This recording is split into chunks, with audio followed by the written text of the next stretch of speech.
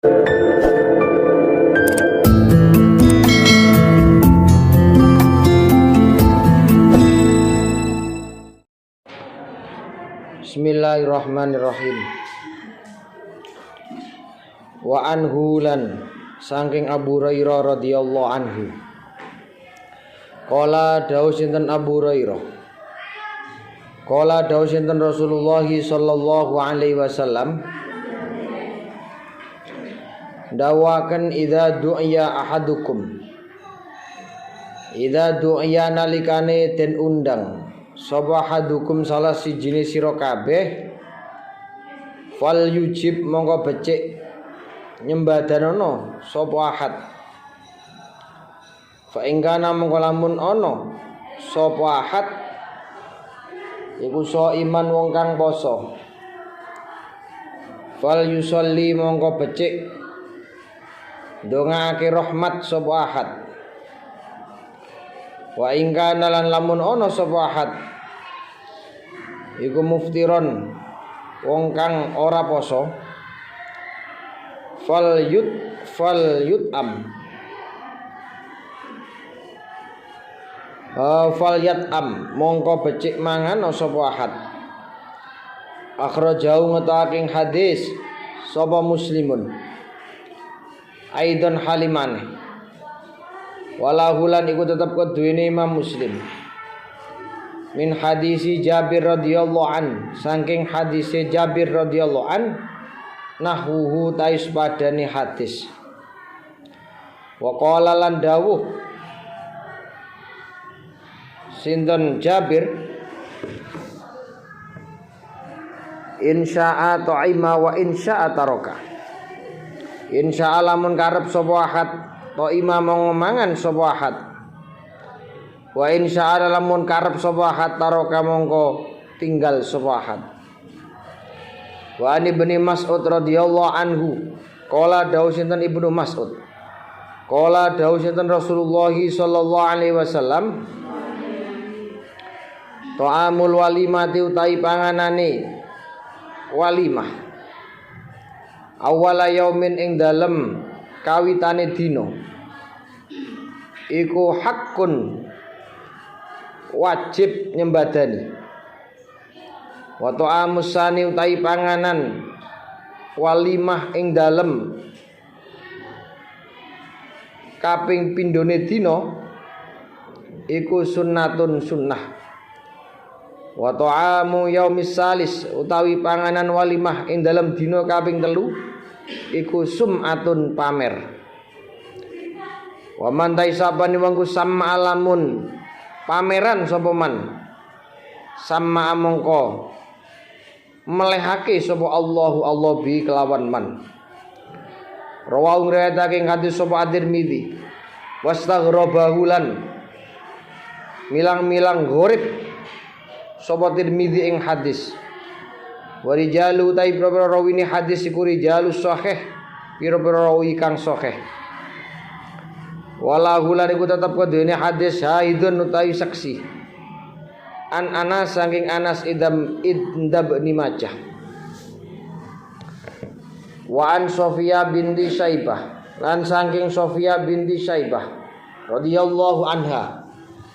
Qalat dawu sinten Sofia binti Syaibah aulama gawe walimah sapa an-nabi sallallahu alaihi wasallam ala ba'di nisa'i ing atase sebagiane pira-pira garwane Kanjeng Nabi bimuddaini kelawan rong mud min syairin saking gandum putih. Akhrajahu ngotaking hadis sapa Al-Bukhari Imam Bukhari. Pun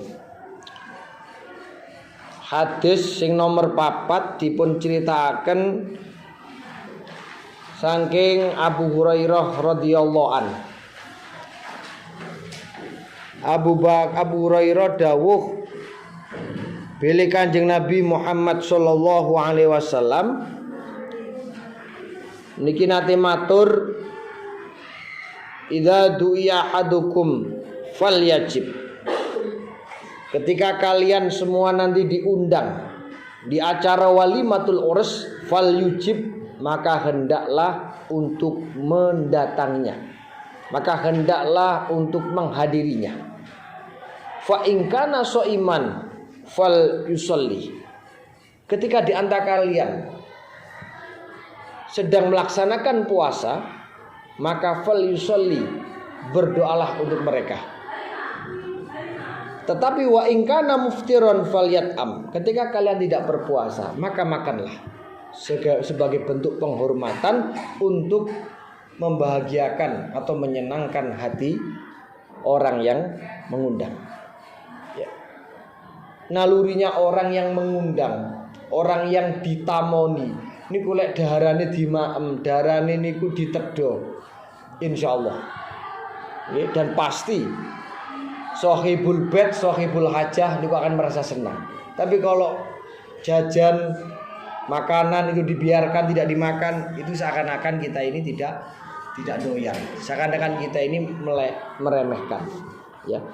Sehingga dalam kitab Fathul Mu'in itu disampaikan, ketika kalian dalam keadaan puasa menghadiri walimatul urs, maka andai kata kita ini berpuasa, yang mengundang tidak masalah, maka teruskan puasanya. Tapi misalkan kita puasa, diundang di walimatul urus, kemudian kita hadir, kalau saja kita tidak makan, maka sohibul hajah itu akan merasa apa? Merasa gelo, merasa apa?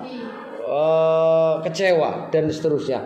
Maka dalam kata Fathul Mu'in itu silahkan untuk membatalkan puasanya sebagai bentuk penghormatan. Di dalam hadis ini mengandung beberapa makna. Ya. Ini ada dua hadis yang tadi disampaikan oleh Abu Hurairah, yang kedua disampaikan oleh Jabir. Bahwa insya'a ta'ima wa insya'a taroka. Kalau di antara kalian ingin makan ya silakan makan, kalau nggak makan ya ada masalah. Gitu. Makna dari dua hadis ini, ya, itu memberikan penjelasan bahwa menghadiri acara walimatul urs itu hukumnya adalah wajib, fardu ain, ya, fardu ain. Kemudian dijelaskan juga beberapa alasan yang menyebabkan seseorang ini tidak dapat menghadirinya. Ya misalkan sakit, misalkan dalam bepergian, atau dia dalam keadaan ada acara lain, itu tidak masalah, ya, dan itu boleh dibatalkan. Kemudian hadis ini menjelaskan pula sikap orang yang berpuasa pada saat dia menghadiri walimatul urus, maka disarankan atau dianjurkan untuk mendoakan orang yang memiliki hajat atau sohibul hajat, sohibul walimah, ini supaya mendoakan, ya, agar mendapatkan berkah, mendapatkan rahmat dari Allah Subhanahu wa taala, ya. Kemudian ada hadis yang lain yang disampaikan oleh Rasulullah, man adda ilaikum ma'rufan fakafi'uhu fa illam tajidu illa an tad'u lahu fad'u. Barang siapa di antara kalian yang mendapatkan kebaikan, maka hendaklah dia membalasnya. Jika tidak mampu, maka berdoalah kepadanya, berdoalah untuknya, ya. Jadi kalian kalau mendapat kebaikan, maka supaya membalas kebaikan itu. Kalau tidak bisa ya doakanlah. Yang kan orang itu kan kadang-kadang diberi, tapi yang diberi tidak punya, ya itu ya. Maka ketika kita tidak bisa membalas kebaikannya, maka fat'uhu, maka doakanlah. Kemudian dalam hadis ini mengandung fikul hadis, mengandung apa? Kajian fikih. Dari dua hadis ini, yang pertama adalah wujubul hadir ilal walimah, wajib untuk menghadiri walimatul urus, ya. seperti yang saya sampaikan, ada sebagian ulama yang menyampaikan bahwa untuk selain walimatul urus itu hukumnya bukan fardu ain, tetapi sunnah. Ya. Kemudian yang kedua, bagi orang yang berpuasa itu disarankan, dianjurkan untuk mendoakan kebaikan kepada orang yang memiliki hajat. Ya. Kemudian orang yang berpuasa itu tidak wajib berbuka, artinya tidak wajib dia itu membatalkan puasa. Ya. Menurut ulama fikih, jika berpuasa fardu, orang itu jelas tidak boleh. Misalnya dia ini statusnya menjalankan puasa qadha, maka tidak boleh untuk dibatalkan. Berbuka ketika menghadiri walimah tanpa ada perbedaan dari kalangan ulama. Sementara jika berpuasa sunnah, maka seorang diperbolehkan untuk berbuka. Kalau sunnah itu silakan, membatalkan puasa monggo, diteruskan puasanya monggo. Tetapi dalam kitab Fathul Mu'in itu dijelaskan, kalau nanti dia dalam keadaan puasa menghadiri walimatul urus, kemudian dia merasa kalau saya tidak memakan makanan dalam walimatul urus, maka sohibul hajah ini akan merasa kecewa dan itu akan tampak reaksinya.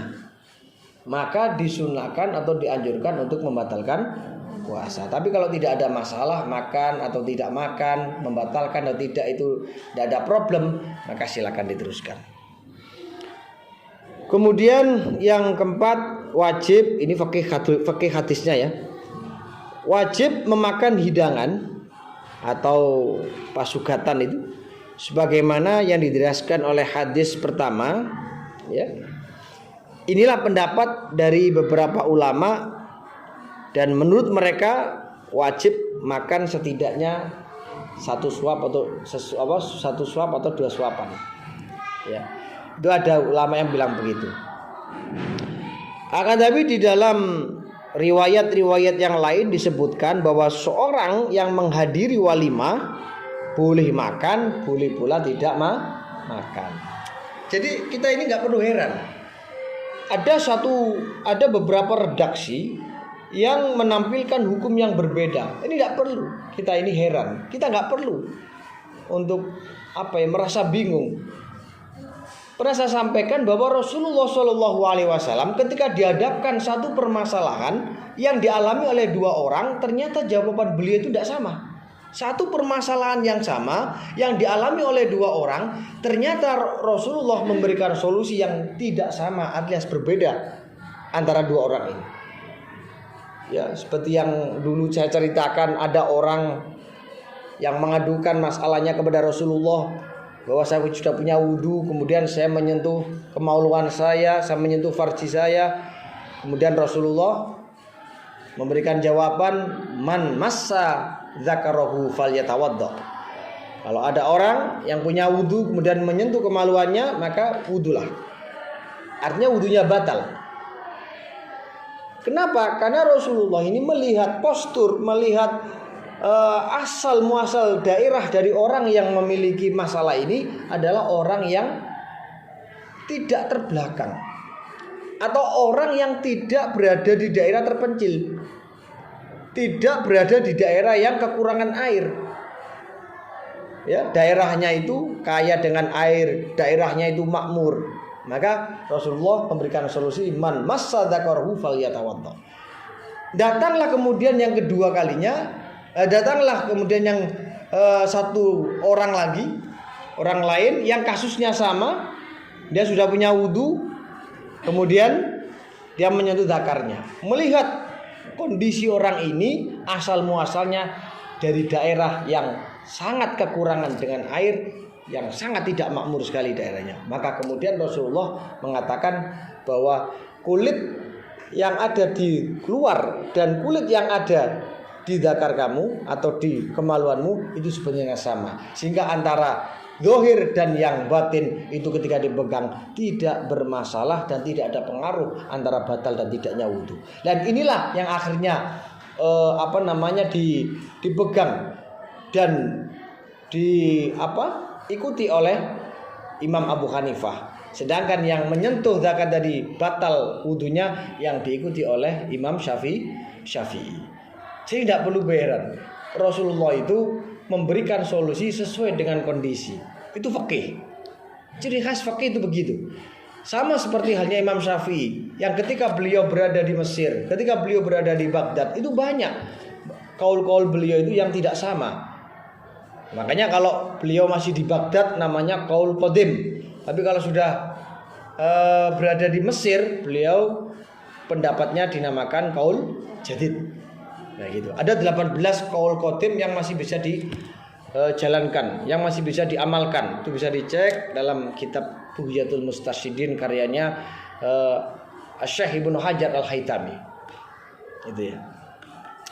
Itu termasuk beberapa pendapat dari ulama terkait dengan dua hadis ini. Jadi yang terakhir tadi kajian-kajian fikih ada 4 ya. Jadi di dalam fikih di dalam hadisnya Bulughul Maram semuanya akan kita bahas makna hadis itu apa dan kajian fikihnya itu apa. Ya. Sebenarnya banyak tapi nggak nuntut nanti waktunya. Karena yang saya baca ini adalah kitab Ibanatul Ahkam. Ibanatul Ahkam itu membahas tentang makna hadis, asbabun nuzul, asbabul wurud, kemudian latiful hadis, makna latifahnya, kemudian rawinya siapa, kemudian tahlilul lafzinya apa, kemudian fikul hadisnya apa. Itu kalau saya pas semuanya nggak cukup. 1-2 hadis selesai nanti 1 jam. Nah makanya saya ambil makna hadis dan fikul hadis. Kemudian melanjutkan pada hadis yang kedua, wa an Ibnu Mas'ud radhiyallahu anhu qala Rasulullah sallallahu alaihi wasallam, dan seterusnya, bahwa disampaikan dari Ibnu Mas'ud, beliau mengatakan bahwa Rasulullah sallallahu alaihi wasallam pernah bersabda, ta'amul walimah awwala yaumin hakun. Hidangan-hidangan yang ada di walimatul urus pada hari pertama ya adalah layak dan benar. Artinya layak dan benar itu memang itu yang wajib untuk kita makan ya. Dan boleh kita makan dan memang dianjurkan untuk dimakan. Jadi hidangan jamuan yang ada di walimatul urus pada hari pertama itu adalah hakun, makanan yang layak dan benar. Kemudian jamuan hidangan yang ada di walimatul urus pada hari kedua itu adalah sunnah. Sunnah itu apa ya? Sunnah untuk dimakan. Kalau tadi kan wajib untuk dimakan. Kalau yang kedua itu sunnah. Kemudian wa ta'amu yaumis salis sum'ah. Dan jamuan atau hidangan yang ada di walimat urus pada hari ketiga itu adalah riya dan sum'ah. Merupakan sesuatu yang dilarang ya. Kemudian waman sam'a Allahu bihi. Barang siapa yang ingin mengejar atau menginginkan popularitas, menginginkan nama baik sehingga ada hari pertama, hari kedua, hari ketiga, maka Allah Subhanahu wa taala akan memperburuk jati dirinya. Ya. Akan menghinakan diri orang tersebut yang sampai menjadikan jamuan pada hari yang sudah di luar batas. Kemudian makna hadisnya ini apa? Ketika Rasulullah Shallallahu Alaihi Wasallam menganjurkan untuk mengadakan pesta walimatul urus, mengajak orang lain untuk turut menghadiri serta meramaikan dan memerintahkan mereka untuk mendoakannya, baginda Rasul mengingatkan supaya walimah tidak dilakukan karena riya, memamerkan kekayaan dan mengejar popularitas. Karena segala amalan tergantung pada niat seseorang. Begini Pak, saya jelaskan bahwa yang dimaksud itu ketika nanti di acara walimatul urus, ya, baik yang pertama, yang kedua, yang ketiga, ketika tidak ada unsur riya itu tidak masalah. Saya ulangi ya, kalau di Lamongan itu kadang-kadang sampai 5 hari. Karena di perempuannya 3 hari, di laki-lakinya 2 hari. Karena apa? Karena untuk membagi tamunya. Makanya sekali lagi yang saya tekankan, ketika tidak ada riya tidak masalah.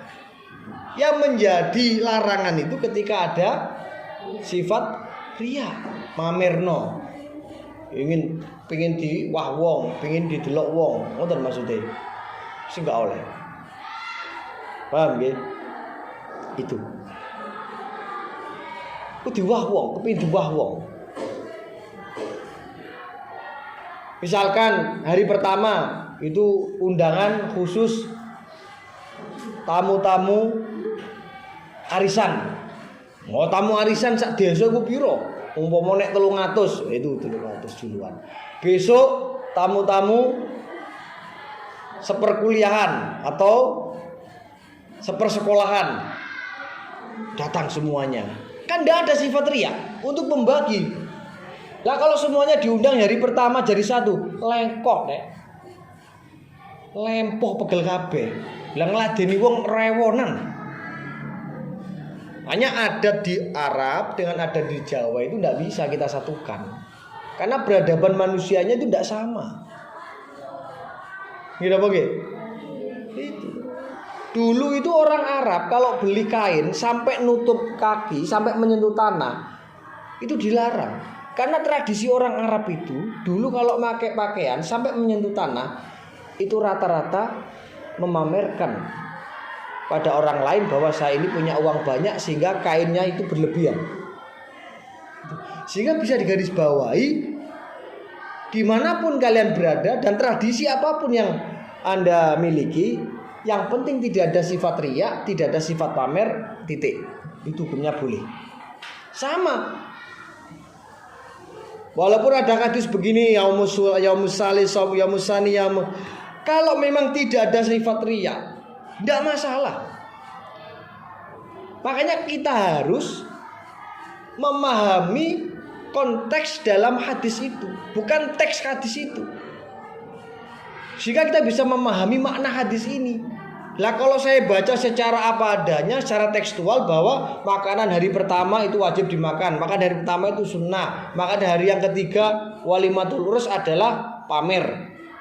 Maka kalau saya hanya bilang begitu, maka khawatir saya nanti ketika Anda melihat tradisi-tradisi di kampung atau di desa-desa kalian atau di desa suami kalian nanti, loh ternyata kok ada 4 hari, 5 hari, jarene hadis biyen jarene Ustaz Fadilku pamer riya sing ketiga. Loh ya kleru. Itu pemahaman yang cupet, pemahaman yang dangkal. Artinya 3 hari 4 hari itu silakan, yang penting niatnya dijaga. Paham nggih? Paham nggih? Jadi yang penting itu tidak ada sifat pamer. Kemudian fikul hadisnya apa? Yang pertama disyariatkan menghadiri walimah dalam 2 hari pertama.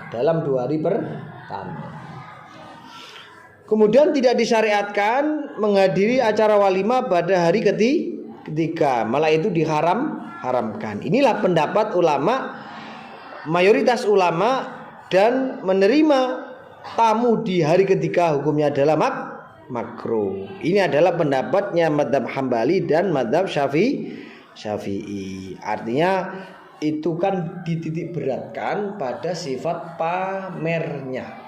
Nah kalau kita ini kebutuhan, karena banyaknya koneksi, banyaknya link, banyaknya pertemanan, sampai 2.000 sampai 3.000. Nah presiden koyo menteri ngono ku ya apa? Kan yo dewek-dewekno. Kalau dicampur blek dadi siji ya peok sing duwe hajat iki. Iso teko 5.000 wong. Lah sapa sing ngladeni wong 5.000? Namanya dibagilah. Nanti hari ini, hari ini itu tidak masalah. Yang penting tidak ada sifat pamer gitu. Hadis berikutnya wa an Sofiyah binti Syaibah dan seterusnya. Dari Sofiyah binti Syaibah itu pernah mengatakan bahwa Rasulullah Shallallahu Alaihi Wasallam pernah merayakan walimatul urus pada sebagian istri-istri beliau dengan 2 mud gandum putih. Beliau merayakan walimatul urus dengan mengeluarkan atau dengan mensedekahkan 2 mud gandum putih. Maknanya hadis ini apa? Bahwa waktu ini terus berputar dan rezeki pun juga tidak tentu. Ada ketika itu musim kemarau, ada ketika musim hujan. Jadi ada kalanya musim kemarau, ada kalanya musim hujan. Jadi tidak ada salahnya mengadakan walimah itu sesuai dengan kadar kemampuan. Ini adalah merupakan pelajaran ya, kemudian sekaligus saran bagi kalian untuk mengadakan acara apapun. Itu jangan sekali-kali memaksakan diri, jangan sekali-kali sampai melakukan sesuatu di luar batas kewajaran, yaitu dengan cara hutang-hutang yang kean banyaknya. Itu kan sebenarnya tidak mampu tapi dimampu-mampukan, ya kan? Dan Rasulullah kan tidak, kalau ada ya pakai kambing, kalau tidak ada ya pakai gandum. Artinya apa? Makna hadis ini bahwa mengadakan walimatul urus, mengadakan walimatul khitan dan walimah-walimah yang lain, tasyakuran apapun itu harus disesuaikan dengan kadar kemampuan. Ya, tidak boleh dipaksakan, tidak boleh melakukan hal-hal yang sampai di luar batas kewajaran. Boleh fikih hadisnya boleh mengadakan walimah meskipun hanya menelan biaya 2 mud gandum putih. Paham nggih? Wis ngerti kan? Jadi tidak boleh memaksakan diri kita ini atas kemampuan yang kita miliki. Wa Anas radhiyallahu anhu qala dausin dan Anas aqamaju menengi sinten an-nabi sallallahu alaihi wasallam baina Khaybar ing dalem antarane tanah Khaybar wal Madinah dilan kota Madinah salah yalin ing dalem 3 pira-pira wengi yubanaten tamuaki sapa alaihi Kanjeng Nabi bi Sofiyata kelawan Sofia fada'autu mongko ngundang sapa ingsun al muslimina ing pira-pira wong muslim ila walimati marang walimahe Kanjeng Nabi. Fama mongko nuli perkara kana kang tinemu fiha ing dalem walima apa min khubzin roti wala lahmin fama kana mongko ora tinemu balik fama kana mongko ora ana iku fiha ing dalem walima apa min khubzin roti wala lahmin lan ora ono daging wa makan lan ora ono iku fiha ing dalem walimah apa illa an amara kejaba yen to perintah sinten Kanjeng Nabi bil antoi kelawan beber ajang panganan fa busitot mongko den beber apa antok faulqiya mongko den tibake alaiha ing atase walimah faulqiya mongko den tibake alaiha ing atase antok apa atamru kurma wal akitu lan poan kentel wasamna lan lengosamin muttafaqun alaih wal lafdzu tailafati hadis bulil Bukhari katu Imam Bukhari wa an rajulin min ashabin Nabi sallallahu alaihi wasallam wa an rajulin saking wong lanang min ashabin Nabi saking pira-pira setengah saking sahabat Kanjeng Nabi sallallahu alaihi wasallam qala dawu sinten rajul idastama nalikane kumpul Apa sapa da'yani pengundang loro faji mongko nyembadana sira aqrabahuma ing luwih parek-pareke da'iyan apane baban lawange fa in sabaka mongko lamun ndisi sapa ahaduma salah siji da'yani fajib mongko nyembadana sapa sira alladzi ing wong sabaka kang wis dingin sopo alladzi rawahu ing hadis Abu Dawud wa sanadu sanad hadis iku dhaifun abas wa Nabi Juhaifah radhiyallahu anhu qala dausin Abu Juhaifah qala dausin Rasulullah sallallahu alaihi wasallam la aqulu ramangan ora dar sapa ingsun mutakian hale wong kang turu lelayangan hale wong kang turu lelayangan rong riwayat ing hadis Sahih Bukhari.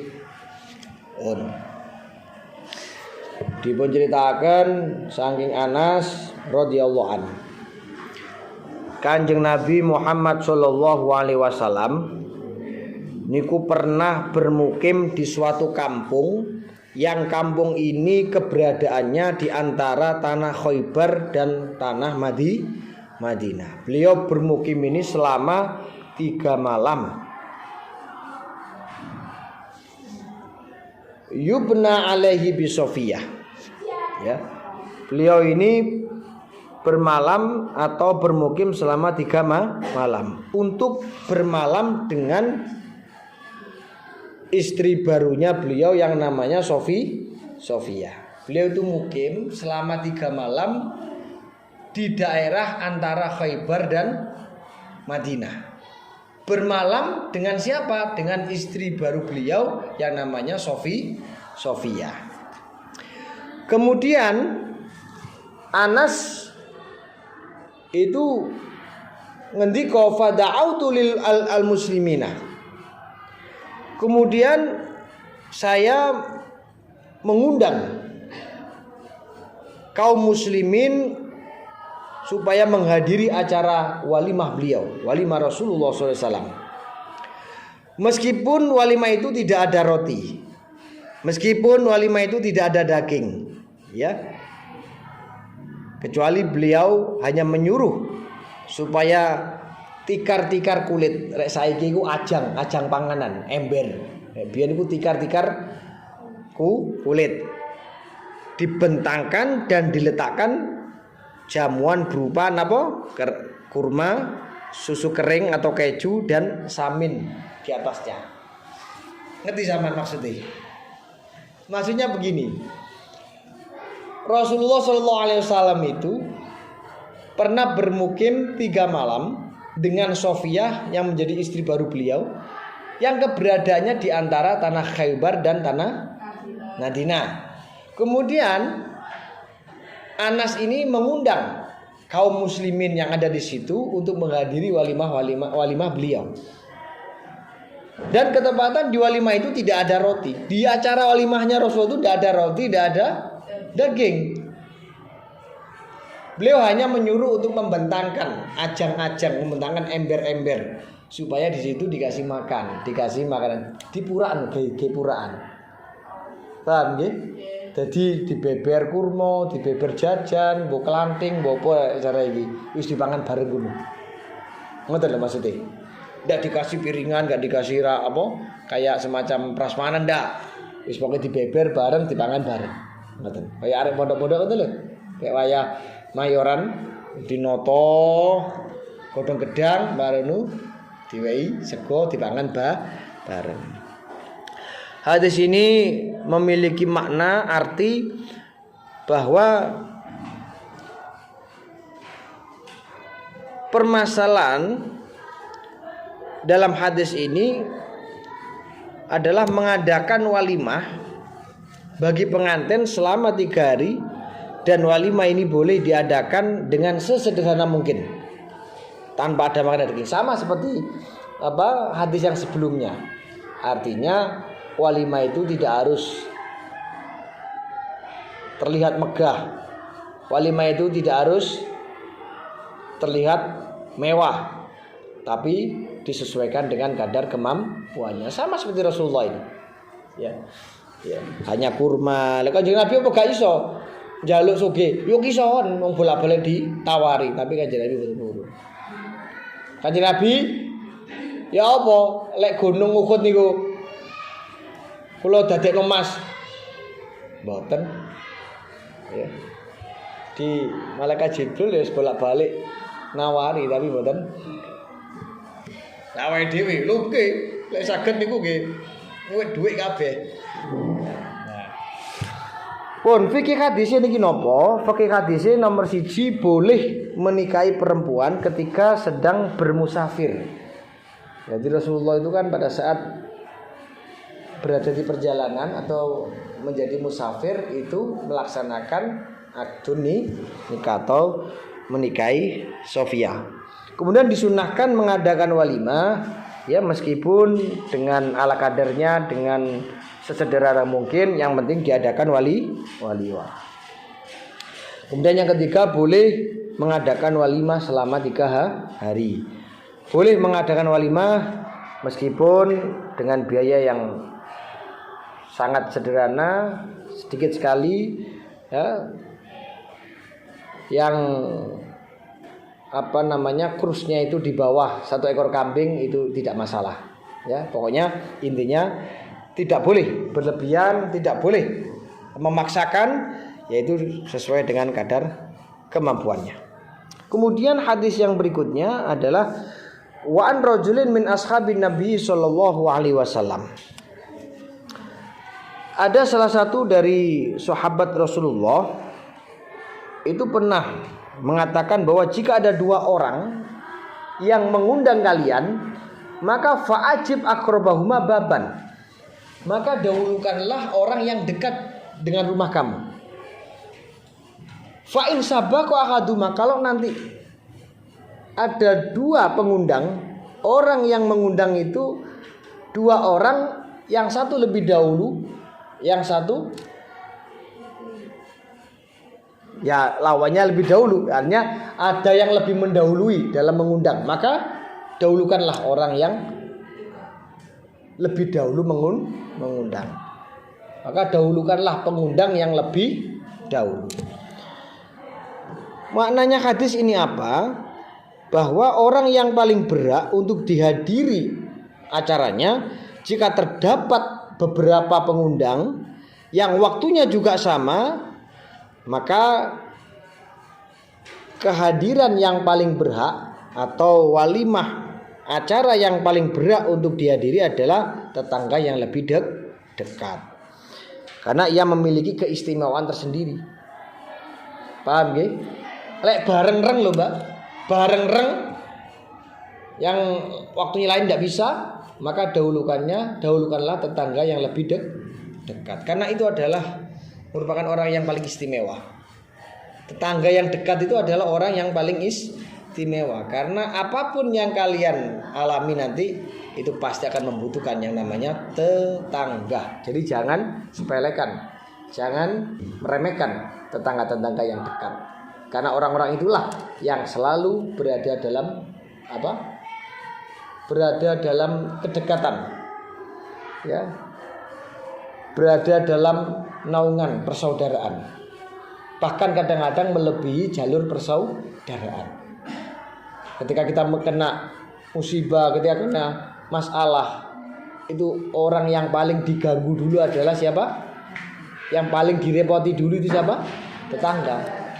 Ya.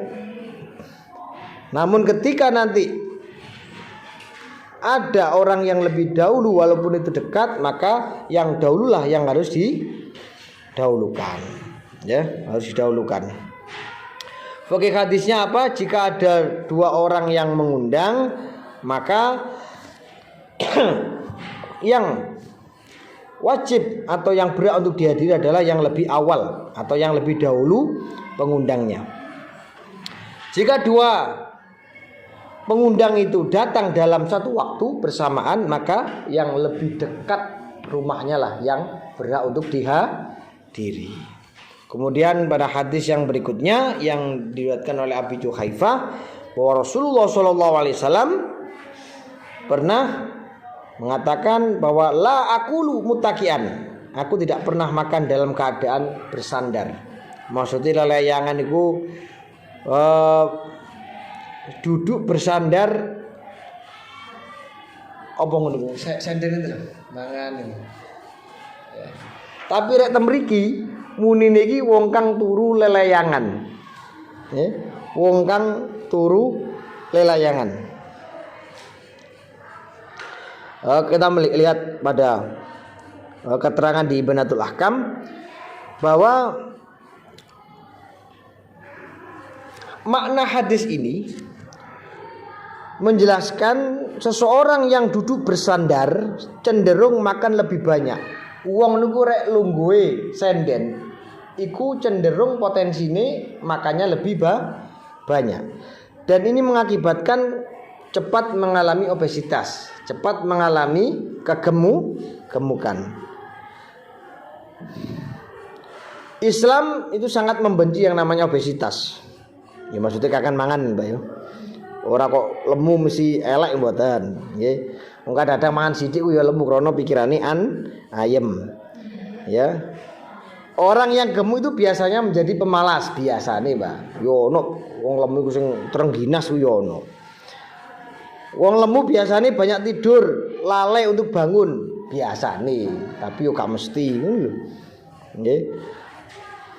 Oleh karena itu dimakruhkan makan dengan cara duduk seperti ini karena akan menimbulkan madharat dunia akhirat. Jadi mangan ojo ambek nopo? Ambek bersandar. Nggih. Fikul hadisnya makruh makan sambil bersandar dan demikian pula dimakruhkan makan terlalu banyak. Itulah anjuran atau saran dari Rasulullah SAW. Insya Allah semuanya mendatangkan berkah. Insya Allah semuanya itu akan mendatangkan maslahat. Wallahu alam bisawab. Al-Fatihah.